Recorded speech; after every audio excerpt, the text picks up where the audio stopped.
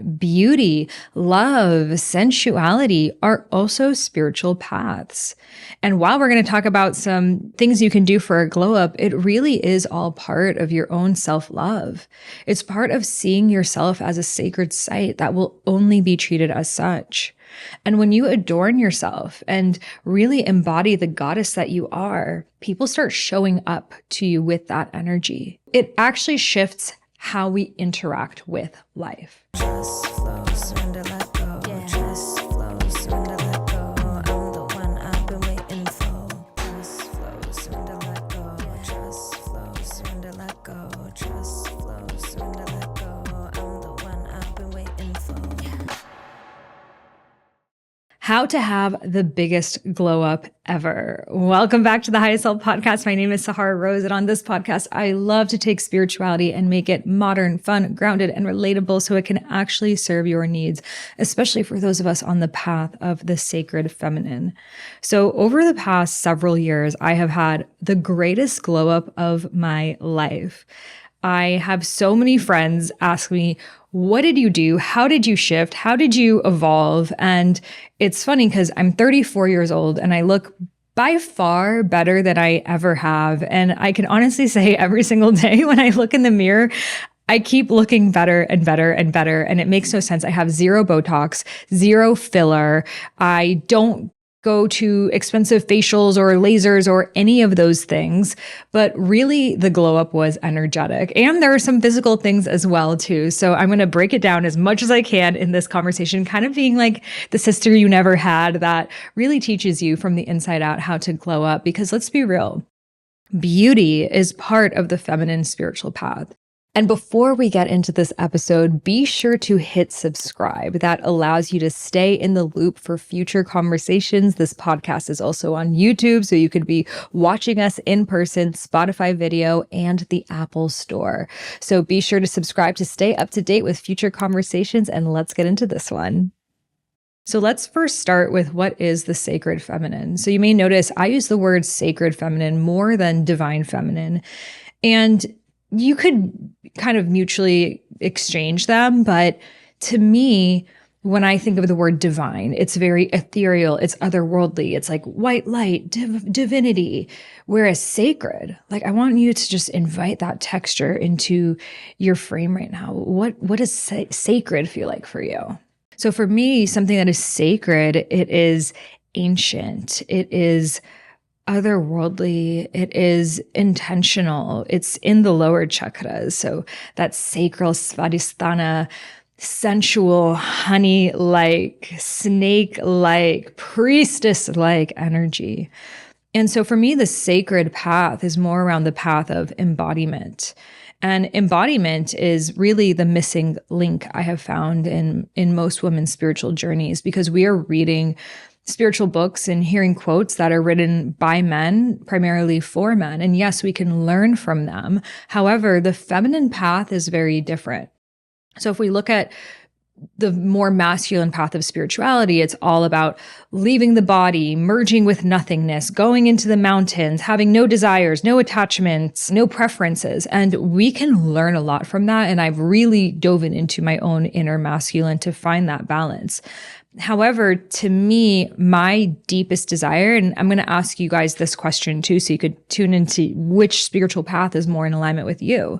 But when you think of when you were the happiest in your life, was it when you were left alone, like deep in nature, on a boat or on a mountaintop with no thoughts, no one messaging you, no worries, just in complete, like, oneness with everything around you, and was just no thought in your mind? It was a feeling of nothingness. Was that your highest ever feeling? Or for you, was your highest ever feeling when you were having an orgasm, when you felt so filled up with love, when you looked into someone's eyes and you saw galaxies in them? When you were surrounded by puppies or kitties and your children and all the things that you loved? when you are filled up with more, when there is an abundance of food on the table, when there's an abundance of jewelry on your body, you are excited by more. Fill me up. I want to experience it all. I want to feel so alive. Which of those feels more like your deepest desire? I think we all want both to some level, but what feels more like, this is like the highlight of my life? So if it was about being in nothingness, that is the more masculine Shiva path. And if it is about being in everythingness, that is the more Shakti feminine path. So I want to share this because I feel it's important for us to know that beauty, love, sensuality are also spiritual paths. And while we're going to talk about some, things you can do for a glow up, it really is all part of your own self-love. It's part of seeing yourself as a sacred site that will only be treated as such. And when you adorn yourself and really embody the goddess that you are, people start showing up to you with that energy.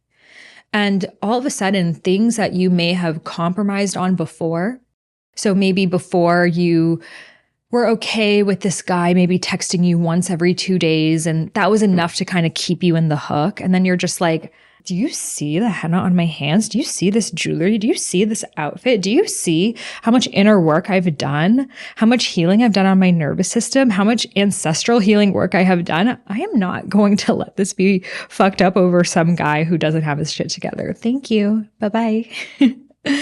And so it actually shifts how we interact with life. Are you calling in your spiritual soul fam? Those besties who get you on a ride or die level, people who you can gather with under the full moon and talk about your intuition and what you're manifesting and help rise each other up rather than tear each other down.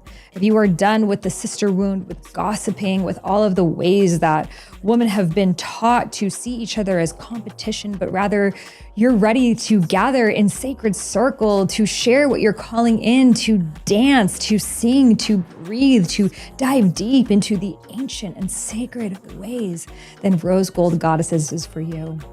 Every single month, we gather in a sacred Zoom circle where we hold space, we tune into the astrology of the month, and we do practices like rituals, ceremonies, dance, movement, and so much more. So if you're ready to connect to your intuition, your embodiment, and do so with community, with soul fam who get you on a deeper level, then I invite you to join Rose Gold Goddesses. You can find all the information below to join us for our next circle, and I can't wait to meet you inside.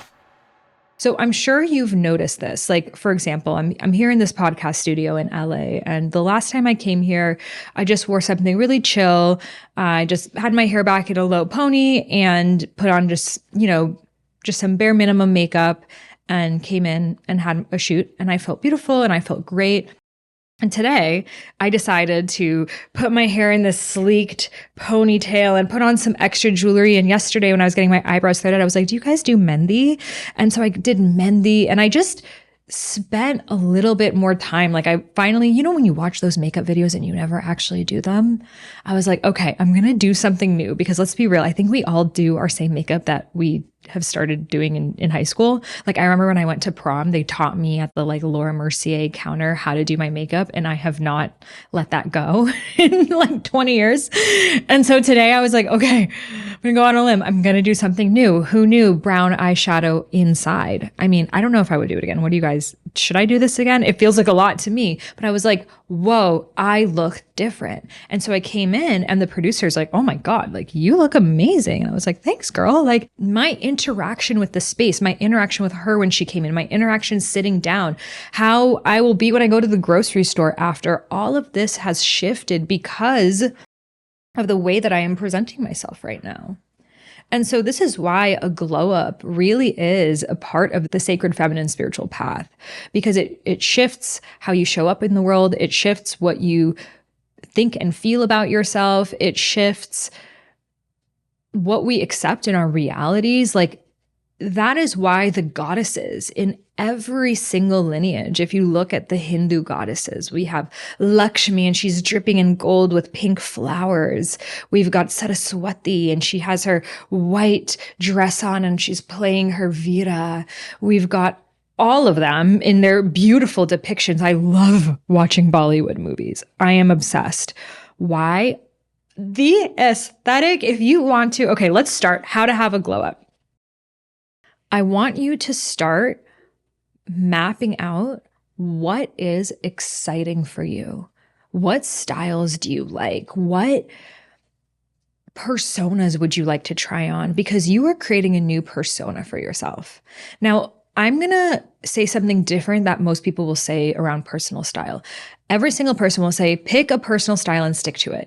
Honey, y'all have seen me on this podcast. How many different styles have I rocked? Like every single episode, I am a new avatar. And I love that because to me, the goddess is everything. We just talked about 3 goddesses right now. We also have Isis and Hathor and Sekhmet and the ancient Egyptian Kemetic. We have Athena and Aphrodite and so many depictions, and they all live inside of us. We're all fierce. Like today, I'm channeling a little bit of a fiercer energy. I did that pony. I was like, I need leopard print, which by the way, is having a moment right now. And by the way, I'm working on, okay, I'm going to say this here because you guys are like the real ones. I'm working on a collab with Royal Codes and it's leopard print and a rose, baby. So I was feeling the leopard print today. And so I'm showing up in a more fierce feminine energy. And I actually shifted the solo cast I was going to do. I was going to do one about how to be in your soft feminine energy. That was my idea last week based on how I was dressed last week. And then I wore this. I did my hair like this. The hair informed the outfit, which it informed what I'm talking about today. I didn't even plan to do this topic until I sat down in this chair. And I'm like, oh my goddess, the way that we show up in the world, the way that we dress, the way that we adorn shifts our entire lives. Because you end up having a different conversation that leads to a different thing, that leads to different friendships, career, relationships. It changes everything. And we so undermine it. And let's be real, how many of us since COVID have kind of stuck with the sweatpants look? And don't get me wrong, I love being comfortable and I really value wearing high quality clothing. And I want to address this because having a glow up doesn't mean that we're buying fast fashion. It doesn't mean like, please don't shop at these places they have toxic materials in a lot of their clothes. There's a massive lawsuit of Shein and the material in their clothing can be cancer causing. So I know it's super tempting to go to these fast fashion websites and you can find everything super cheap and you're just like, the feminine part of us is just like, I need more, like more. And then we like get under the spell and we can't stop. But when you dress cheap, you look cheap.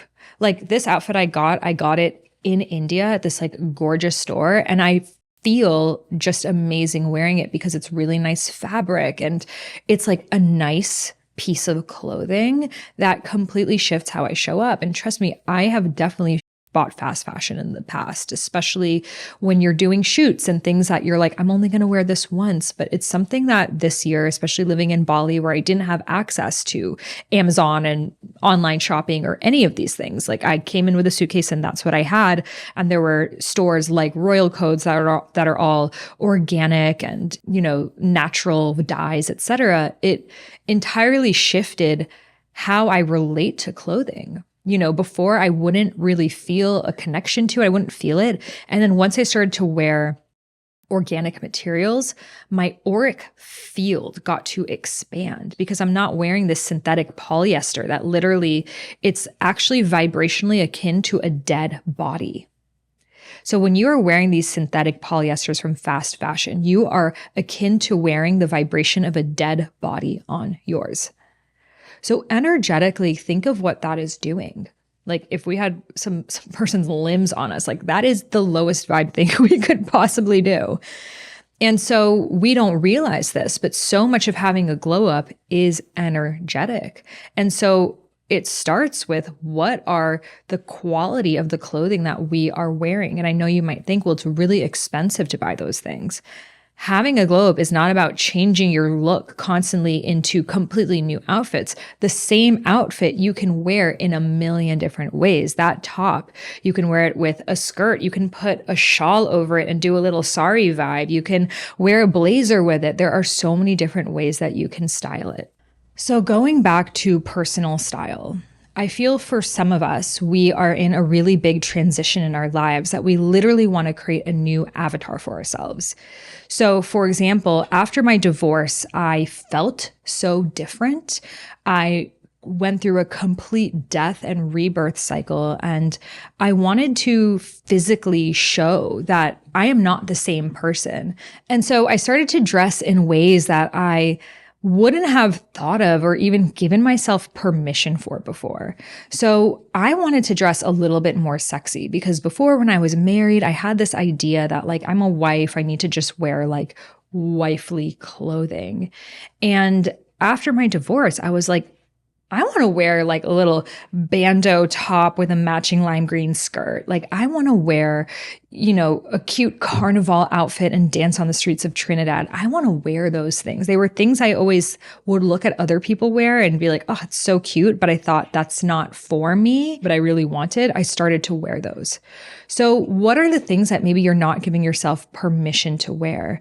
Maybe it's bright colors. I know a lot of us, we get really stuck in ruts where we are only wearing neutrals and beiges, and it can feel really good sometimes, especially when you've been wearing a lot of different patterns and colors, to have something really monochrome and neutral, and it can feel really elevated. But sometimes when we're going through a really big shift, we want to change that. So maybe we do bring in more bright colors because, there's so much in color theory, but the colors that we wear shift how we feel and shift also how people interact with us.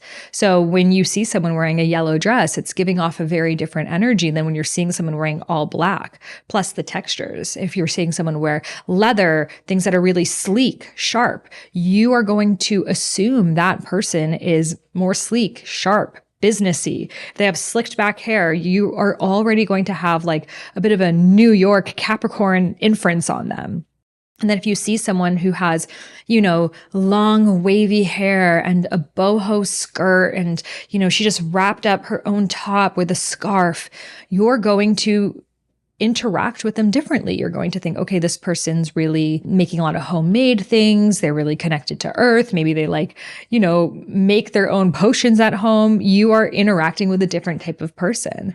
So what character do we want to be? It's literally like when you're playing a video game, choose your avatar, and that's who you get to be. So if you've always been stuck in a style, I invite you to bring in a new, and also, like I mentioned, have fun with different ones. I do feel the sacred feminine is playful as much as she is fierce, as much as she is wise, as much as she is sensual. We are allowed to dress in different ways because we are different people. And the same article of clothing, you can dress it in completely different styles depending on what else is with it. So I invite you, like the days that you want to feel more fierce, and maybe you don't feel fierce, but you want to, can you dress up in a little bit more of that way? By the way, the slicked back look that you're seeing a lot of people wear, you can recreate that with oil. You don't actually need to put synthetic hair gels in your hair. Just putting oil on your hair. So you're oiling your hair, which is an ancient beauty ritual that they've done all around the world, especially in places like India. In schools in India, it's actually mandatory for girls to come into school with their hair oiled. So you can like oil back your hair, also do a wet look. So you could put oil all over your hair and either brush it for a straight look or even kind of scrunch it for a wavy, wet, very like Megan Fox look. I went to this insane Indian wedding and there was this girl there. She's this beautiful model and she had this like very like wet Megan Fox look. And I was like, what product do you use? And it was just this oil. And I was amazed. And after that, I started doing it. I'm just like, okay, so I'm moisturizing my hair. It's protecting my hair and it looks insane. So I feel like right now is the moment for wearing our hair up. I'm just seeing it everywhere. And it's really freeing because before, like, especially when I would do this podcast, I would get my hair done every single week for the podcast. And now I've rarely get my hair done because I actually prefer wearing my hair up or, so right today I did this high up pony. I just took a comb to really slick it back. I also love doing a middle part. I know they say you can tell someone's millennial or Gen Z by their part. I'm a millennial, obviously, and I have always loved the side part, but I decided to do the middle part, especially spending time in India. And I'm very inspired by Indian aesthetic. The woman would always do the middle part. And I don't know, it was like in India, actually, even at their own weddings, they never wear their hair down. In fact, in Indian culture, only your husband, someone who's seeing you in that like wild woman sexual light, ever sees you with your hair down. The rest of the world, you always have your hair back. It's like a sign of even respect for yourself. And so I would see these women, and I especially love when they do the middle part and then they wear that piece of jewelry. It's called a tika that they wear over their part onto their forehead. And it is so beautiful and ornate. So for example, in my own personal style, like I mentioned, I love Bollywood movies. I love the big jewelry, especially those big nose rings that connect to your ears. And I'm Persian, so we actually had that like in my home growing up. We had an image that was like that Afghani girl that you saw on the cover of National Geographic. So every single time I'd go down the stairs, I was looking at her, and she had this very big nose ring that was connected. So it's also ancestral. I have South Asian blood as well. And so for me, it feels very regal. It's interesting because when I look back at videos of me before really learning about beauty magic, I never wore jewelry. It's just something I never really thought of. And I would just see videos of me, no earrings, no bracelet, like nothing. I was just raw dogging it. And now I'm like, if there is a hole, there is a way, for me to put something in it. I love the art of adornment. So let's bring it into that. So you can take the most basic outfit, a black tank top with black leggings, and through the adornment, you can make it into something so beautiful. So when we are wearing metals, actually what it's doing in our consciousness is we're seeing something bright and shiny. So our mind sees it as an oasis. So when we were like hunter-gatherers and we were, in the deserts for long periods of time, we would see an oasis of water and it was attractive to us. And so we would see that glimmering. So our brains are actually wired to see glimmery and shiny and to be like, I want that. That's good. I want to go that direction. I love it. So this is why women love bling. It's why we love gold. We love jewelry. We love glitter. We love sequins. We love sparkles. We love metals. We love anything that is shiny. It's actually just encoded in us. And it's not just women, even men are attracted to it as well. I remember I was in Dubai at the mall and there was, I think it was like the Tiffany store, I want to say. And it was like all of this beautiful, like shattered glass all around it. And I could not stop staring at it. I just wanted to keep walking by the store, not because I wanted to shop there, but because of what it was doing to my consciousness. It was just the most shimmery, luminescent thing I've ever seen. And so you will notice energetically a difference when you start wearing jewelry. You start to carry yourself in a more sacred way. You become more intentional. Like, when you're kind of at home in sweatpants and, messy bun, you're kind of just like sloppily eating your food. You're not even sitting down to eat. You're just like standing up, eating it out of the fridge. You're being sloppy with yourself.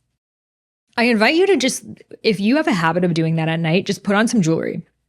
Just put on some rings, put on some earrings, and you are not going to even be able to have that habit anymore. Because all of a sudden you're going to be like, I am the goddess incarnated. And you're going to want to sit down and you're going to want to play some soothing jazz music and you're going to want to light a candle just because you have put some jewelry on yourself. And jewelry does not have to be expensive. My favorite jewelry are from the streets of India and they cost literally next to nothing and they're made by local artisans. That's my personal style. And it can be whatever you like. So with jewelry, it tends to be some of us are more gold, some of us are more silver. So gold is really that regal energy. If you're really attracted to Princess Jasmine, ancient Egypt, Persia, even Rome, Venusian, it's very gold energy. And some of it is more bronze as well. And then silver is very we have different types. We have the very futuristic silver, like very like matrix, like femdom, she knows her worth and she's going to stand for it. But we also have that beautiful, like in India, there's a lot of silver as well that the artisans make. And it's more of like a duller and more earthy silver. And so you can actually place them against your skin and see if you have more warm or cool undertones, and you'll be able to find which is right for you. Some people switch. For me, I'm definitely more of like a gold girl. So we have these different avatars we can do. Now let's talk about health and how it relates, what we're eating, how we're taking care of ourselves. So this is imperative on the glow up journey. You know, when we were young girls, I'm sure we all like looked up to people like Britney Spears and, you know, even the Olsen twins, and the beauty standard was all about being as thin as possible. Like I remember reading in a magazine that Britney Spears did 1,000 crunches a day. And I was like, okay, I need to do 1,000 crunches a day.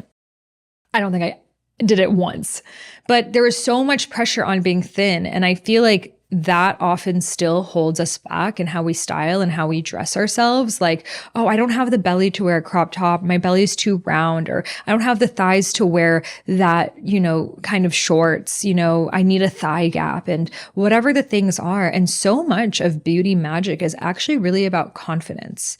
And you'll see people like, that's what I loved about Trinidad Carnival. You see women of all shapes and sizes, super curvy, super juicy, and they are wearing sequin thongs, shaking their ass on the streets like, yeah, I'm the shit. And it was so healing for me to be a part of, because there was no judgment of body. There was no shame of the body. Women were just free to be. So a really big part of my own healing journey with this, I have always, you know, growing up was very self-conscious about my stomach. That was like my, you know, we all have the things that like the first thing we look at in the mirror and not like about ourselves. And for me, it was always my stomach.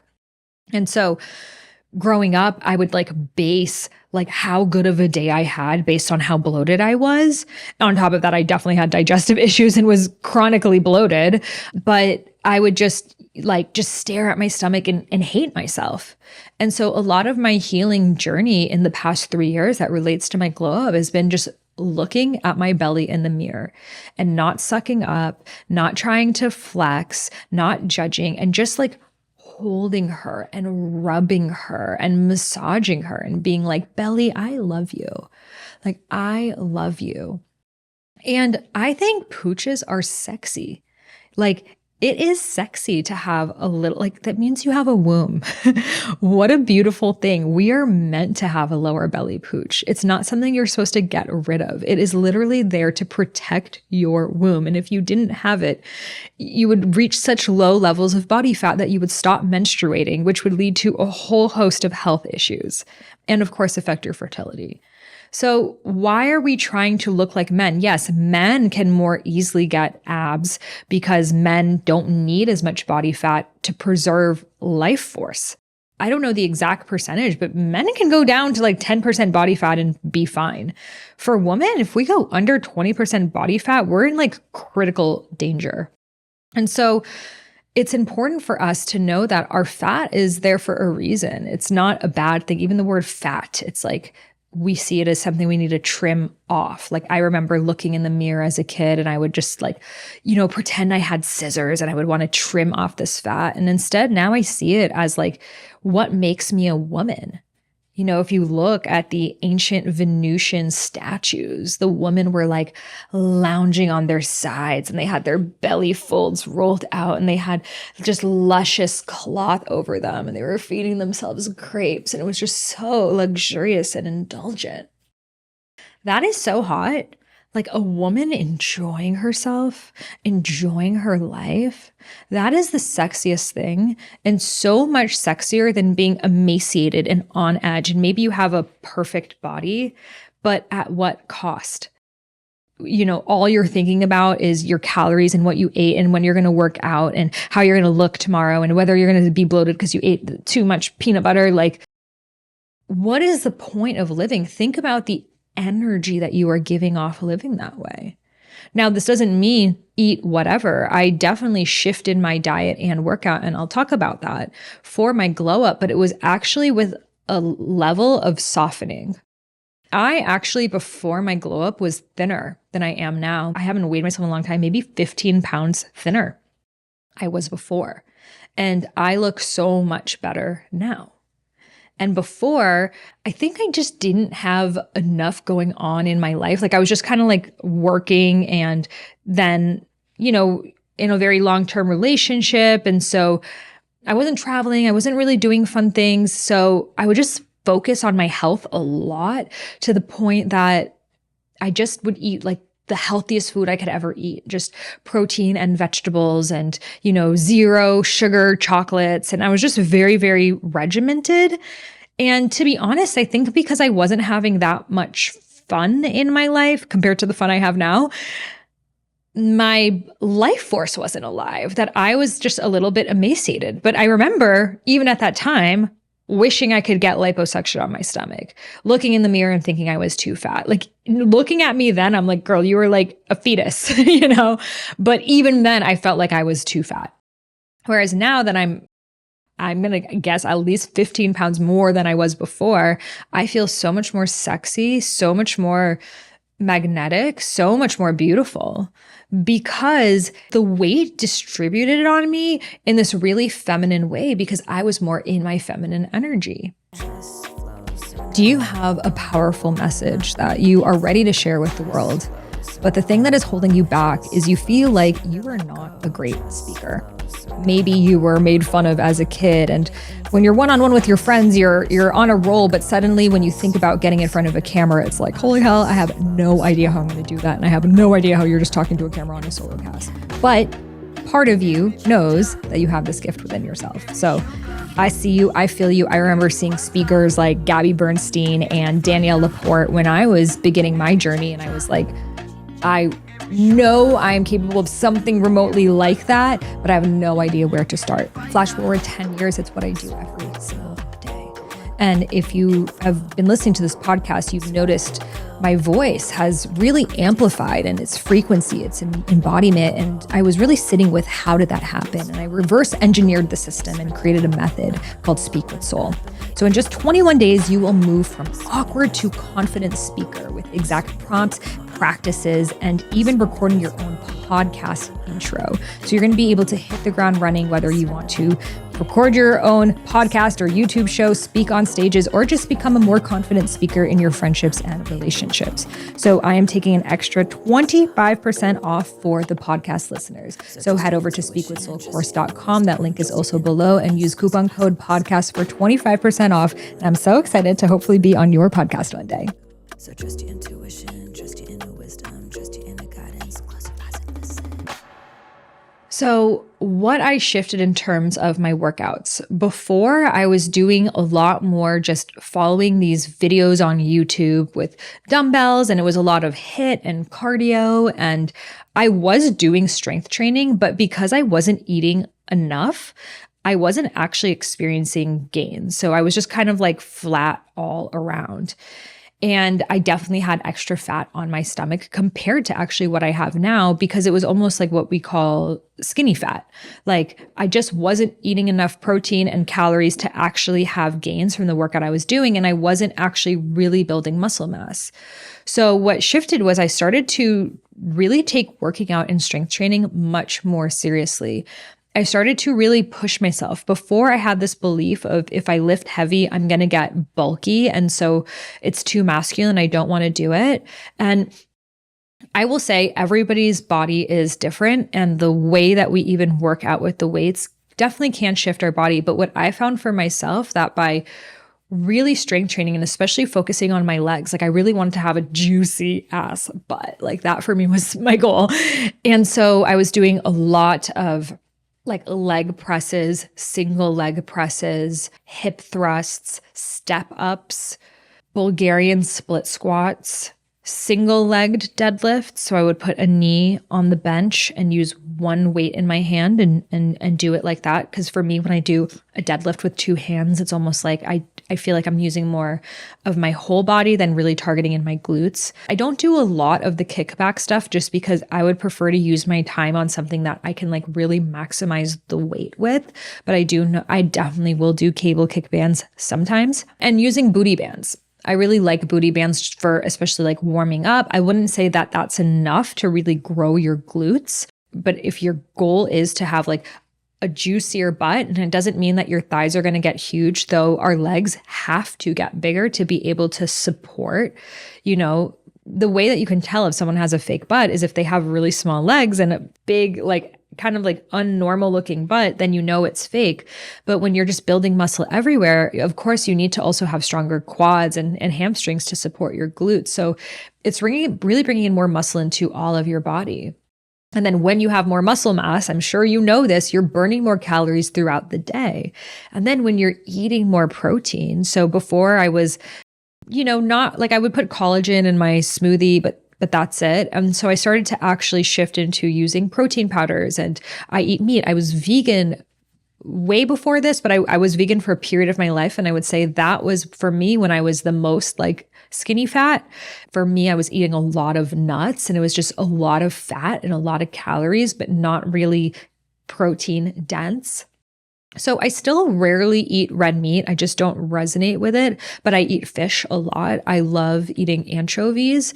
That's something, or not anchovies, sardines. It's a beauty food. It's so high in omega-3s. It's really affordable. And so I love making a salad where I'll get just like different mixed greens, arugula, like dark leafy greens.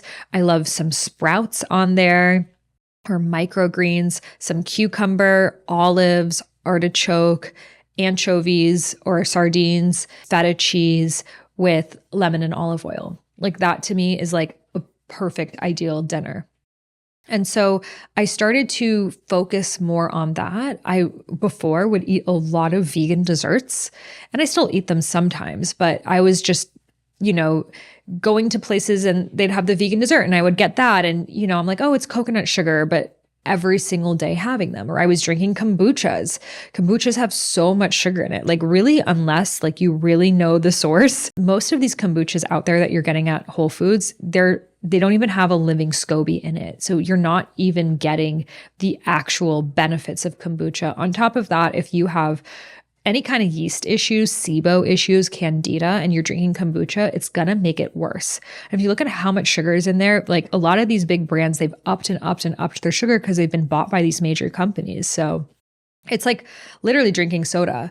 So I still love like having a nice drink, but instead I'll get like an apple cider vinegar one, or if I want something that's fermented, I'll do a kefir drink, which has much less sugar, or those like lemon drinks that are like lemon water that are sweetened with like stevia or monk fruit, which stevia is controversial in itself. I try not to have too much of it just because it has historically been used as a contraception. Like in Panama, that's what the indigenous people use for contraception, stevia. I'm not trying to have a baby, so I'm okay with it. But if you are trying to have a baby, I would definitely not have think about all the sugar, like the protein powders and chocolates and things like that with stevia. So I really love monk fruit as my preferred sweetener. So I started to have more protein, more nutrient dense foods, no to vegan sugar drinks and snacks. And I still don't snack throughout the day. I'm not a snacker. I eat meals. Like I probably eat 2 meals a day. I personally really don't eat breakfast, but I drink a matcha in the morning. So I'll do matcha with collagen, shilajit, a plant-based milk. I often rotate them so I don't become allergic to a specific one. Yeah, I have like a little like milk heater thing. So it heats it in that and I drink that. And then for lunch, if I'm out, I'll try to do something that's like a protein and vegetables. And oftentimes at night, if I have like a bigger lunch, I'll just have like yogurt with protein powder and blueberries. I definitely eat chocolate. I still love it, but I go for like the darkest chocolate and if possible, ones that are sweetened with monk fruit rather than regular sugar, though there are definitely way less brands and it's hard to find ones that are actual cacao. And at this point, I would actually rather eat a little bit of coconut sugar and have actual cacao than cocoa, which is processed. And it may have monk fruit, but it's just more processed and it's just going to bring down your vibration because you're eating a processed food. So I'm not counting my macros. I don't put my food in these Fitness Pal things. I've tried it for like 2 days and To me, it just makes me feel very formulaic, very masculine. For me, it's way more around how natural this thing is. I would say before I was afraid of fruit. Everyone says fruit is too much sugar, et cetera, and I wouldn't have it.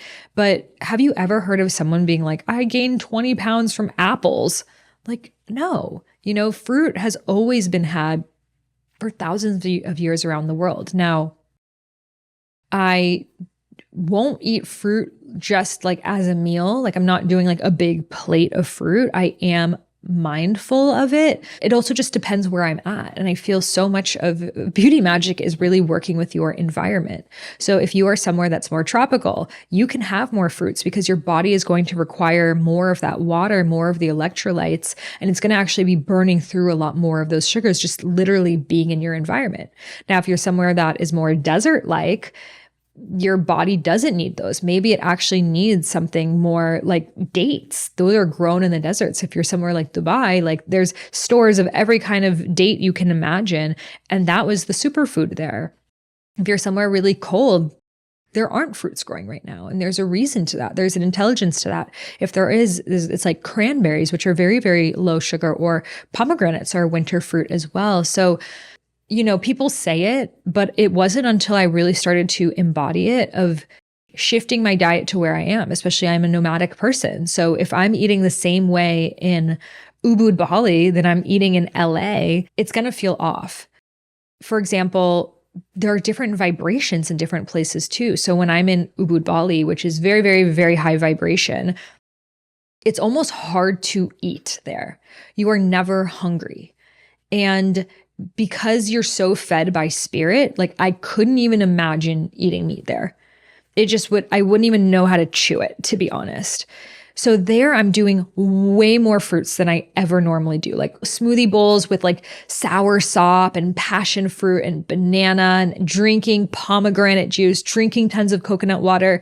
I would have never had those things somewhere else. It would have led to like too much candida for me. But in Ubud, Bali, I could have it. And it was actually felt like I was detoxing and like remineralizing with all of these different fruits. But then when I'm somewhere like, right after there, I went to Amsterdam to teach at Mind Valley, and it's just a lot more dense there.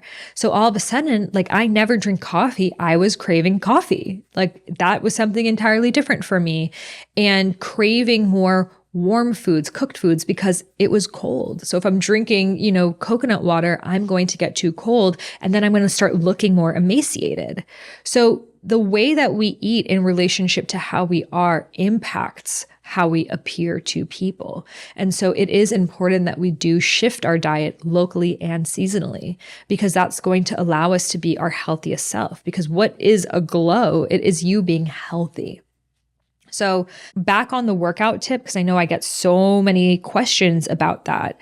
And it's interesting because on that journey of years of me just loving and touching my belly and loving her, I started to actually get abs. And that was something I never had. It was something that, to be honest, I thought my body is not capable of. Like other people just naturally, have more like muscular stomachs, and some people don't. And I'm someone that my fat goes there. So it's just not in the cards for me. And what happened, I think, because of the self-love and the self-acceptance that I had, that all of a sudden my belly actually started to get more strong. And I will say also, I started doing Pilates Mega Reformer. It is different than just the regular Pilates Reformer, which I love. Like I did Pilates Reformer today because I knew I was podcasting, and I will share that even the way that you work out shifts your vibration, and it shifts your consciousness and how you glow up. So when I go to the gym and I'm listening to hip hop music and I'm lifting as heavy as I can, it's a different consciousness that I will step out of the gym with. And I didn't want to be in that consciousness today. I didn't want to be like, yo, let's look up some commas, it's just a different vibe.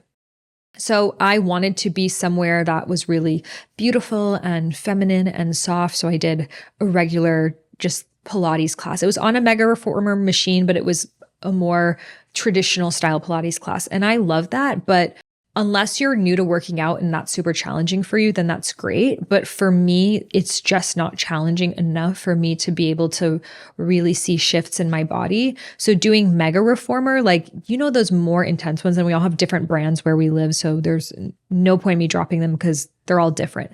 But these are the ones that it's fast moving. There's a lot of plank. You're like in plank for the first 10 minutes. You are shaking. You are doing single leg lunge stuff. You are touching muscles that you didn't even know existed. That I have found really sculpted me, and especially in my core, because when I'm lifting weights, yes, when you're lifting weights, you're using your entire body, but you're not not fine tuning all the smaller little muscles that you are when you are doing something like a mega reformer's Pilates, where you're in a lunge and, the machine is moving back and forth. So you need to hold everything in, otherwise you'll fall. And so working with stability, and I also really love, and I swap out different ones, different people I find on Instagram, but these Pilates videos that are all about like really pulsing in one place, kind of like how we do in bar. I have actually found that super, super effective. I found when I was only doing strength training, like there was probably a year of my life that I was only doing strength training, and I was really listening to how they said, you don't need Pilates, you don't need cardio, strength training will give you everything you need. And yes, I did get more fit. I definitely grew my booty, but I didn't have the abs and the sculpt and the arms that I have today. That came from incorporating Pilates. So I will say both, because if you're only doing Pilates, you might just get comfortable with it and not be pushing yourself. And you also just need to do progressive overload to really shift. And progressive overload means every single time you're lifting heavier and heavier and heavier. Whereas in a Pilates class, everyone's doing the same resistance and you're doing it every single week. So you're not continuing to push yourself. You're still getting a workout in, but you're not actually growing because you're not pushing yourself enough, unless you're adding extra springs or, making it harder for yourself, going lower. These are all ways that we're also progressive overloading. Holding things. Something else that I started doing was at the point that it's like the hardest, I will hold it. Like if I'm in a lunge, I'll hold it and then I'll come up and hold it. So let's say I'll do 12 reps of a lunge. Then after the 12, I'll do 3 that I'm just holding at the bottom. And that to me gives me that extra push that really gives me that quivering feeling that I might not get when I'm just doing traditional strength training. So I do find like all of the schools of thought are correct, but they work in different ways. And then also just bringing in the energy of what you want to feel that day. If you want to feel super feminine, do more Pilates, bring in more dance. If you want to have more of that bad bitch energy, bring in more of the strength, and you can oscillate them depending on what you need that day. So we talked about health. We talked about hair, other things with hair. I am on the no poo method. I rarely wash my hair, and I have trained my hair to not get oily. It took time, and I will say I naturally do have more dry hair, but when I was younger and I was washing my hair every day, my hair would get oily every day. So I do know it is actually related to the method. So like no poo method, it's kind of this movement. It's that these synthetic shampoos are not meant for us as humans. They're literally stripping away all of, even our natural oils in our hair. And then what happens is our scalp starts to produce extra oils to make up for the fact that they were stripped. And that's what actually gives us an oily scalp. Whereas in all cultures around the world, they didn't even have like foamy shampoo. If they washed their hair, they would use like white vinegar or aloe and things like that. Different kinds of flowers as well in Bali, like those pink flowers that you see all around Bali. They don't have leaves, but they're like these folds and they're kind of this like dark magenta. You've probably seen them in tropical places. If you squeeze those, that was actually a natural shampoo. So I don't use anything foamy. I don't do foamy cleanser. I actually try not to wear makeup unless I am shooting, because I don't want to have to cleanse my face. I'm very like anti-soap kind of like, yes, I'll wash my hands. If I'm out touching things, I will use a normal like soap that has alcohol, but my body, no, a natural soap. And my face, I'll never put any kind of soapy foamy thing on my face. I will try to use oils as much as possible to remove makeup. Or if I have like harsher makeup on, like a makeup balm. So a makeup balm is more, it's like the moisture is melting away your makeup as opposed to the foamy suds that are like, yes, they're going into your pores, but then what do your pores have to do after? Produce more oil. So I would say probably the thing I'm complimented the most on is my skin. I have strangers stop me every single day and ask me what I do for my skin. And it's that I really try to do nothing. So my skincare routine is rose water, just natural, pure rose water, vitamin C serum. I have different serums that like, I can't say any of them. I'm like, that's the serum. Like I've loved different serums. I have one that's like some kind of Korean one that's another kind of plant-based oil one. I swap them out all the time. To be honest, I haven't really seen one that is like, that made the difference on my face for me. So I would say it's way more probably around the fact that I'm not putting soaps on my face. And I rarely will put foundation on my face. Even when I'm wearing makeup, I won't wear foundation because I don't want to do the scrubbing of my skin. Right now I have a tinted moisturizer on. And so if I'm shooting, I'll do tinted moisturizer. To be honest, like back when I used to get my makeup done, when I look at those pictures, I feel like I looked way older because it would actually start to give me lines because of how heavy it is. Like I feel like it looks good at the beginning and then it kind of cakes on. So to me, skincare is so much more around preservation than it is like the things that you can do after. Now, how do I moisturize? So right now I'm loving tallow, beef tallow. So what I learned about it is it's the same cellular structure as your skin. So it's super, super absorbent of your skin. A friend of mine, he and his partner make it and they added rose oil. And so they gifted me some. I'll actually link it below. I'm loving it because I bought beef tallow before, but it smelled really beef tallow-like. And I was like, imagine I go on a date and I straight up smell like a cow. Lord Shiva. So I was like, okay, I can't do that. But this one doesn't have a bad smell. And in fact, they have like different essential oils with it. It's literally the beef tallow with the essential oil and it's like whipped and they literally hand make it. And so that is what I've been using at night. But before that, and sometimes as well, I'll do castor oil. So I remember that people were talking about putting castor oil on their skin. And I was like, are you crazy? Like that shit is so thick. Like that's going to clog my pores. Cause I used to get a lot of clogged pore whiteheads on my skin and now I never do. And I use castor oil all the time. So castor oil, even though it's really thick, it actually doesn't clog your pores. In fact, it can be really cleansing of your pores. That's why people use it for cleansing and stuff. So especially while I was in Bali, it was before I had the beef tallow. And so I would just put castor oil on my whole face, even around my eyes, on my eyelashes, on my eyebrows, because it makes hair grow. So if you have thin eyebrows or you want to grow your eyelashes, just put castor oil on everything. I swear, castor oil, it's like the panacea. I also love to put castor oil inside my belly button. It's like very detoxifying and I just put it in my belly button and that's it. But some people like put a lot on and they'll put a patch over it. But for me, if it gets a little on my shirt, I'm fine with it. So I love the castor oil on there. It's too thick to like rub on your whole body. My whole body, like right now, I just have jojoba oil on. And so I love it. It's very affordable. And a lot of these oils that we get out are literally just made of jojoba oil. I've also loved making my own. Like I made this really beautiful homemade oil that I used beeswax that I melted on the stove. So I boiled water and I had a double boiler on top and I put the beeswax to it and melted it. And then I added in the jojoba oil with some rose essential oil and it actually turned into like a balm. And it was super, super nice because sometimes with oil, you are a bit shiny. And if you have something that you really don't want oil on there, jojoba oil is very absorbent. It's not like coconut oil, which is just gonna get on everything. It is more absorbent, but if you do it in a balm form, it's even more like it's, it gives you that nice lotion-like feel that sometimes when we get on the healthy path, we miss. So it was so easy to make. I made so much of it. I was like, damn, I should like bottle this up and sell it. And you can even add a little bit of mica. So mica is natural glitter. So we talked about how sparkles are really the thing that, attracts people to you because you become a living oasis. So mica comes from stone. So I'm sure you've seen crystals that are all sparkly. I remember someone gifted me one and he was like, you can use it as makeup. I was like, this is so cool. Like my eyeshadow is a stone. You could use mica and put it in your homemade oil, your homemade balm.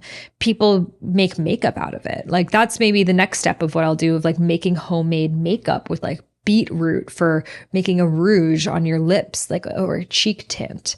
I have also completely shifted to all non-toxic makeup. For me, it is just not worth potentially giving myself cancer or hormonal issues to like have a little bit more of a, brighter shade. Like I'll be okay. I'll just put on more. So there's lots of different brands out there. I don't work with any. So, there's so many. Look for things that are talc free, when you're looking for powders. Definitely for lipstick, you want to do natural because if you're using like these regular, and there could even be really good brands like Chanel and Maybelline, or I guess Maybelline's more drugstore, but like Makeup Forever, like these are NARS, great brands, but they're super toxic. And so I'm sure one day they'll come up with their clean solution, but right now, like especially for lips, because you literally end up eating it, you really want to make sure that that is non-toxic. So the lip I'm wearing right now is from a brand called Ilia, and they have a lot of really great makeup that I love. I think a lot of the makeup that I buy is from there. So that's a really good brand. There's so many different out there popping up. If you have any you suggest, let me know.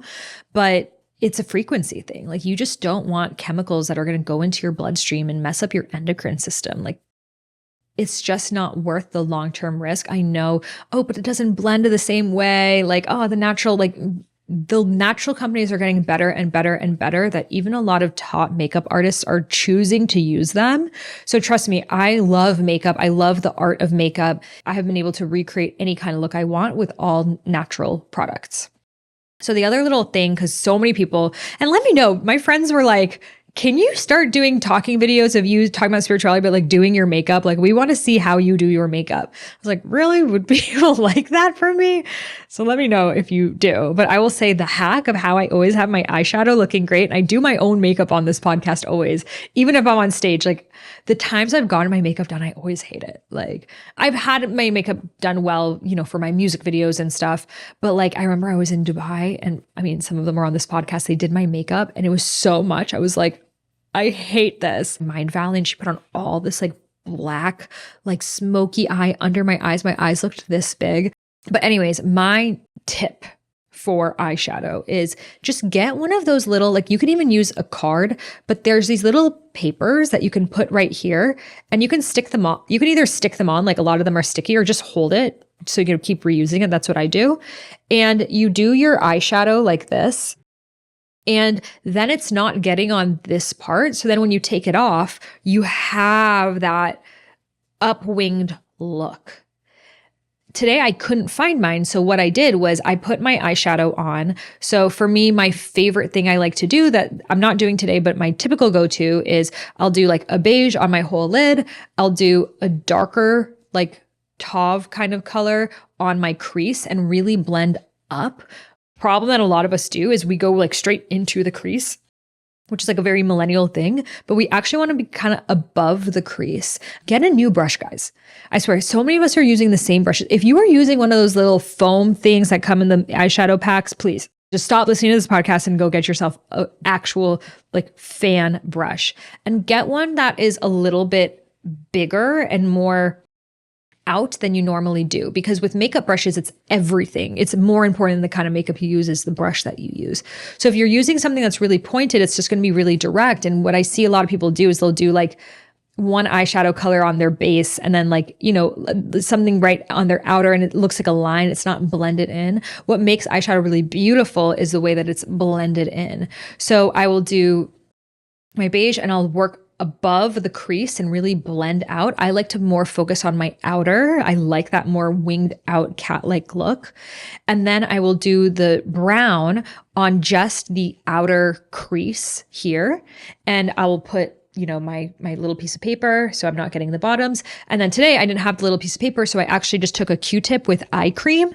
And so I cleaned it up with that Cupid with eye cream. So that's another really good way to get that line. I swear these lines, it just is the thing that makes your look go from like homemade to like professional, is like the clean, sleek lines that we see. I can't say the one thing of makeup, but like one of my main things of makeup more than anything on my face is the eyeshadow. I swear eyeshadow can completely shift how you look. It can completely open up and brighten your eye. And you actually don't really need eyeliner. Most of the time, even on this podcast, I am not wearing eyeliner. If I do wear eyeliner, I will just put a little bit on the outer corners and I'll use my nail, like my long nail, and I'll actually kind of bring my finger up to make a line rather than using the whole pencil, like, the whole cat eye thing that we learned of like, you do this and that. That's a lot. You're going to get a lot of eyeshadow. You're going to kind of have that like Egyptian look, which you can do, but I feel like it's a little bit 2010. Instead, I'll just put a little bit here and I'll use my nail to kind of just toss it up. Today, because I tried something new, I did a brown eyeshadow on the inner and outer. I don't know what you guys think. I personally wouldn't do it again. And then because it was so much eyeshadow, I felt like I needed to do eyeliner on the whole top part. And then I was like, you know what? Let me roll with it. And so I used a brown eyeliner pencil on my bottom, but instead of really going inside, I went on the lash line. And so that is my look today. And it's a little bit more of a smoky eye look. And I feel like sometimes these things do look better on camera. We're so used to seeing ourselves without makeup that when we see it, we're like, what? This is too much. But later on, it does look good. I love colored eyeliner pencils. I feel like that is a really beautiful way to just like add a bit of glam to your look. So if you have hazel eyes, doing a little bit of a purple eyeliner pencil on the bottom just makes that green in it pop. I also love like a green eyeliner pencil, blue, like play with colors. I have found when you do something outside of the box, it ends up being the thing that people really compliment you on. So if someone sees, green sparkly eyeliner on the bottom, it's like, whoa, what is that? And again, the sparkle, we're attracted to that. So play with that a little bit more. I used to years ago, like 2018 vibes, do eyelash extensions. And then one day I just became allergic to it. Like my eyelid, like inflamed, and it was so bad. And it was my body being like, no, bitch, this is synthetic. Like you cannot do this anymore. So I've not done eyelash extensions in like 6 years. Sometimes I'll do the press-on ones on myself. Just like, Lily lashes, these different brands, and they do look nice, but I just hate how it feels. And I also just don't want to have that glue on my eyes and then the removing of it. And you have to remove it a lot harder. And then sometimes the glue stays on you. So I just do straight mascara. And again, a lot of clean companies have brilliant mascaras. I try not to curl my eyelashes too much because it does, weaken them every single time. So I try not to curl the eyelashes. I just put mascara on. I don't have it today, but when you're doing just a clean look, maybe you're just doing an ivory or champagne eyeshadow, but just do beautiful mascara on the top and bottom can really brighten you up. Now, another secret that I love is doing a champagne or white eyeliner pencil on the bottom. So that brightens up your look and it's going to make you feel a lot more alive and awake because it's actually lengthening the whites of your eyes. So typically that's what I'll have on, even on the podcast, just this champagne colored eyeliner on the bottom. And then you can do some mascara on bottom. It looks like so doll-like and cute. Another thing that I really see trending and I love is using these eyebrow like gels. So you literally like gel your eyebrows up and it gives you that like awake eyebrow look. I personally then kind of bring it down just because my eyebrows are pretty thick and long that if I have them, like once I got my eyebrows laminated, guys, I wouldn't do that again. I looked scary. Like my Persian eyebrows cannot, but they do look really cute on people. And so it kind of depends. And it's very trending right now, but like I have a friend of mine and she never wears makeup and I bought her a couple of things as a gift and I got her that and I was like, just try it. And all of a sudden she just looked so much more like put together. So if I'm just going to the gym, like at the gym, I don't like to wear mascara because I always sweat and it runs down and then I look way worse. It's just not worth it. So I've learned for the gym, I'm a lip gloss girly, the champagne eyeliner on the bottom and my eyebrow gel. So those are like easy things that I could have on for the rest of the day, and it's not going to like deplete. It's not something that it's hard to remove, like literally just an oil cleanser. You don't even really need that. Most of the time it just kind of comes off. So that is my go-to for just like not really wearing makeup if I want a little bit of something, or maybe I'll do concealer if I'm, trying to look cute. And I found that like oftentimes we think we need all the foundation, but it actually blocks the brightness of our face. Like I saw this video and it was showing this makeup artist, her with foundation and her just using concealer on any spot. And she looks so much better with the concealer because there's something about our auras, in Ayurveda, we call this ojas energy. It's that like, a little kid, they have like the bright flush of their face. When we cover that with foundation, then we need to put on all the blush and then all the highlighter and all of this and that to like rebuild what we had. So instead, if there's any spots you want to cover, use concealer, but also like sunspots or freckles, like they are cute. Like they're not something we need to cover. Like some of the most gorgeous girls I see have beautiful freckles on their skin. I love it. People now are putting freckles on their skin. So lean into the things that you used to cover up. How can you actually work with them? And now I know a lot of women say, well, I have really bad dark circles. So yes, those of us that are more melanated, like Indian, Persian, like we tend to have more dark circles. And I have found it really depends on how you're eating, where you are. For me, like I was in New York and I really rarely get dark circles now because of the attunement I have to my health. But all of a sudden I had the really bad dark circles. And it was because of the pollution there, because I wasn't sleeping well. I was puffy. I was on a new bed. I think maybe I was allergic to something in that bed. It was like literally like a histamine kind of response. And then when I shifted back to my pillow, that silk pillow that's non-toxic, and I wear my silk eye mask on top, so I'm sleeping well throughout the night. I love to sleep on a firm mattress as much as possible, and so just elevating my sleep made the dark circles go away again. So I would say a lot of it is related to sleep. Now, there are a lot of brightening things that you can do. Growing up, my grandma would always have every kind of food on her face. Like she would mash strawberries and put strawberries on her skin. She would do yogurt on her skin, honey, oranges. So all of these have different properties depending on what you need. So in India and in Persian culture, if you're looking for brightening, yogurts, they're going to really brighten your skin. Oranges as well. Strawberries for like that. Like strawberries, like when I was a kid, that was like my blush that I would do. And it's also really, really hydrating. Honey is really hydrating.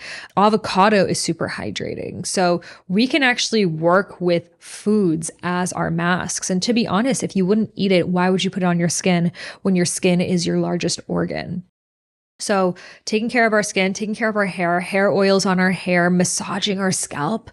Something I just try to do is I just stand there and I'll just massage my scalp and bring life force back into it. The reason why so many of us have hair loss is because we're just, today I did this ponytail. I would not do this every day, guys. Like this is like a once in a month thing for me because it's not good for my hair to have my hair pulled back like this. It is going to cause breakage. And a lot of girls do this every single day. And so I feel like it's really asking yourself, like, when is it worth it to do the things that are not so good for us? Like, yes, sometimes we're going to do it because of the vibe. But then when we are at home or we're just kind of going to work or the things that we normally do, is it worth it? Like, is it worth going to the gym with a full face of makeup when it's clogging your pores and you're going to have to remove it? Like, is there anyone there you even talked to that was worth doing all that makeup for? Like, we got to ask ourselves these questions. So be in as much of a rejuvenating state as possible. And I love like making skincare your makeup. Like just putting on serums is going to give you that brightness. And with a little bit of lip gloss, it really gives you that dewiness that then all of the highlighters are trying to replace. So we went really deep into the beauty stuff, and I'll share more about the energetics as well. I'm going to do another podcast about the laws of the sacred feminine. I'm writing my next book right now, which is all about initiation into sacred feminine. It's something I'm so passionate about. It's something that has shifted how I see myself, how I show up in the world, my self-confidence, my self-love, what I accept and allow into my life. Like everything has evolved and up-leveled really from taking care of myself, taking care of my beauty, seeing my beauty as sacred, seeing my body as an altar, seeing adorning myself with jewelry, with oils, with all of these things as something that elevates me, that's honoring the goddess that is me. Oftentimes when we have kids, we want them to wear organic cotton and not do anything toxic, but then we do all these toxic things on ourselves.